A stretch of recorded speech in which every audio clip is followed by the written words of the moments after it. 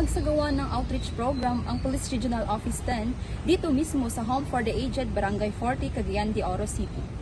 Isinagawa ang PNP Community Outreach Program ng mga kapulisan ng Police Regional Office 10 para sa mga matatanda na nasa pangalinga ng St. Joseph's Golden Home Foundation Incorporated sa siyudad ng Cagayan de Oro City. Sila ay nakatanggap ng libreng mga food packs, bigas, mga bitamina at gamot mula sa mga kapulisan ng Regional Community Affairs and Development Division, Regional Medical and Dental Unit at Cagayan de Oro City Police Office. Hangad din ng programa na patuloy na magkaroon ng mga ganitong inisyatiba upang mas mapalawak pa ang pagtulong sa mga kapwa nating nangangailangan ng pagmamahal at suporta. We have different personalities na nandito from other units, no? R5, R8, R10.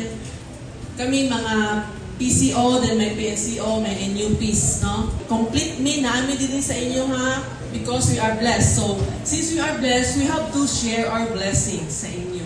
Nandito kami ngayon dahil sa kanila, no? Kayo ang pinili na bibigyan ng serbisyong pangkalusugan. Ang aktibidad na ito ay naglalayong pasayahin ang mga nakakatanda at makapagbigay inspirasyon sa iba pang sektor ng komunidad na magbigay ng suporta at pagmamalasakit sa mga nakakatanda. Ipinapakita nito ang halaga ng pagkakaisa at pagtutulungan sa pagbibigay ng kalinga at pagmamalasakit sa mga nangangailangan sa ating lipunan. Mula dito sa Barangay 40, Cagayan de Oro City, ako ang New Police News Network Correspondent, Patrolwoman Remy V. Sanchez, alagad ng batas, tagataguyod ng balitang pulis.